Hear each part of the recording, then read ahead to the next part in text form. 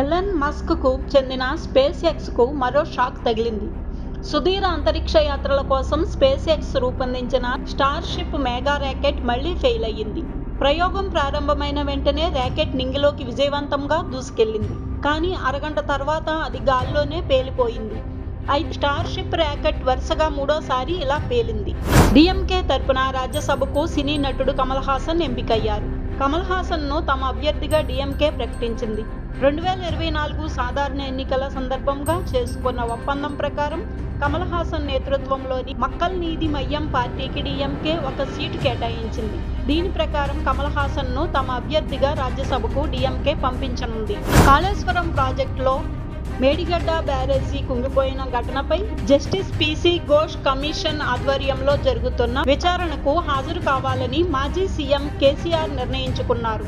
పలు దఫాలుగా రిటైర్డ్ ఇంజనీర్లు, న్యాయ నిపుణులతో సంప్రదింపులు జరిపి వారి సలహాలు స్వీకరించిన తర్వాత జూన్ 5వ తేదీన విచారణకు హాజరు కావాలని ఆయన నిర్ణయించినట్లు పార్టీ వర్గాలు వెల్లడించాయి. మిస్ వరల్డ్ 2025 పోటీల ఫైనల్ ఈవెంట్ ఈ ఆదివారం హైదరాబాద్ హైటెక్స్ ప్రాంగణంలో అంగరంగ వైభవంగా జరగనుంది. రాష్ట్ర ప్రభుత్వం ఈ కార్యక్రమాన్ని అత్యంత ప్రతిష్టాత్మకంగా నిర్వహిస్తుండగా ఫైనల్లో సామాన్యులను కూడా ఆహ్వానిస్తున్నారు.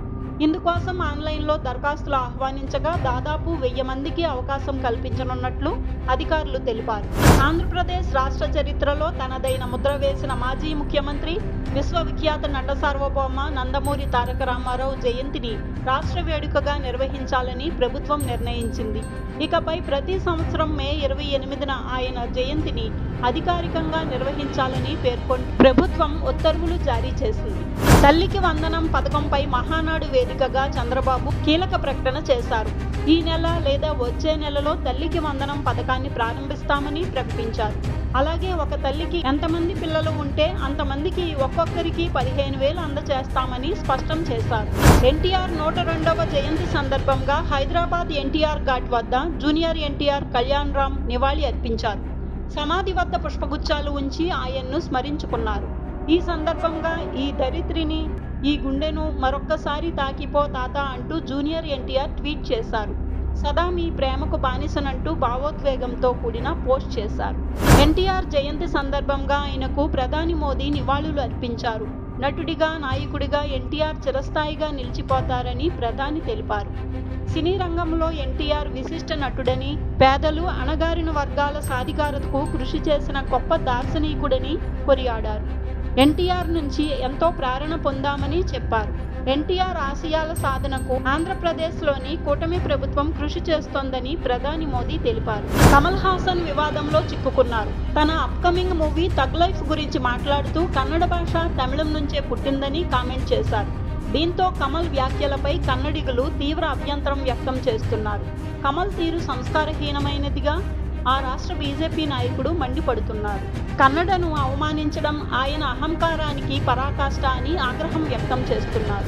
నిర్మల్ జిల్లాలో ఎడతెరిపి లేకుండా కురుస్తున్న వర్షంతో కాల్వలో కొనుగోలు కేంద్రం మొత్తం నీటిమయం అయ్యింది. ధాన్యం కుప్పలు తడిసి మొద్దయ్యాయి. పైనుంచి టార్పాలిన్లు కప్పినా కింద నుంచి నీరు చేరడంతో ధాన్యం పూర్తిగా తడిసిపోయాయంటూ రైతులు ఆవేదన వ్యక్తం చేస్తున్నారు. పద్మ పురస్కారాల ప్రధాన కార్యక్రమం ఢిల్లీలోని రాష్ట్ర భవన్లో జరిగింది. ఈ సందర్భంగా ఎంఆర్పీఎస్ వ్యవస్థాపక అధ్యక్షుడు మంద కృష్ణమాదిగ రాష్ట్రపతి ద్రౌపది ముర్ము చేతుల మీదుగా పద్మశ్రీ అవార్డు అందుకున్నారు. హైదరాబాద్ గచ్చిబౌలి జంక్షన్ దగ్గర మరో ఫ్లైఓవర్ ప్రారంభానికి సిద్ధమైంది. ఓఆర్ఆర్ నుంచి కొండాపూర్ దారికి కనెక్ట్ అయ్యే ఫ్లైఓవర్ జూన్ మొదటి వారంలో ప్రారంభం కానుంది. ఎస్ఆర్డిపి కింద 178 కోట్ల వ్యయంతో నిర్మించిన ఈ 1.2 కిలోమీటర్ల 6 లైన్ల ఫ్లైఓవర్ కొండాపూర్, హైటెక్ సిటీ ఇంకా శంషాబాద్ విమానాశ్రయానికి సులువుగా చేరుకోవచ్చు. అమెరికాలో కరోనా కొత్త వేరియంట్ వెలుగులోకి వచ్చింది. NV181గా గుర్తించిన ఈ వేరియంట్తో ఆసుపత్రులలో చేరుతున్న బాధితుల సంఖ్య గణనీయంగా పెరుగుతోంది. ప్రస్తుతం ఈ వేరియంట్ అమెరికాలో విస్తృతంగా వ్యాపిస్తున్నట్లు CDC వెల్లడించింది. న్యూయార్క్తో పాటు పలు రాష్ట్రాల్లో ఈ కొత్త వేరియంట్ కేసులు నమోదయ్యాయి. టాటా గ్రూప్కి చెందిన ఏరోస్పేస్ విభాగమైన Tata advanced system limited European విమానయాన దిగ్గజం ఎయిర్ బేస్తో కలిసి కర్ణాటకలో హెలికాప్టర్ల తయారీ కేంద్రాన్ని ఏర్పాటు చేయనుంది. ప్రైవేట్ రంగంలో దేశంలో ఏర్పాటవుతున్న మొట్టమొదటి హెలికాప్టర్ ఫైనల్ అసెంబ్లీ లైన్ ఇదే కావడం విశేషం. ఈ ప్రాజెక్టుతో ఫ్రాన్స్, అమెరికా, బ్రెజిల్ తర్వాత ఎయిర్ బేస్ H-125 హెలికాప్టర్ల అసెంబ్లీ లైన్ కలిగిన 4వ దేశంగా భారత్ అవతరించనుంది.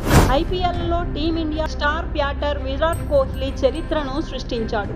ఐపీఎల్ సహా టీ20 క్రికెట్లో ఓ జట్టు తరపున 9,000 పరుగులు చేసిన ఏకైక బ్యాటర్గా నిలిచాడు. మంగళవారం లక్నో సూపర్ జైంట్స్తో జరిగిన మ్యాచ్లో హాఫ్ సెంచరీ చేసిన కోహ్లీ ఆర్సీబీ తరపున 9,000 పరుగులు పూర్తి చేసుకున్నాడు.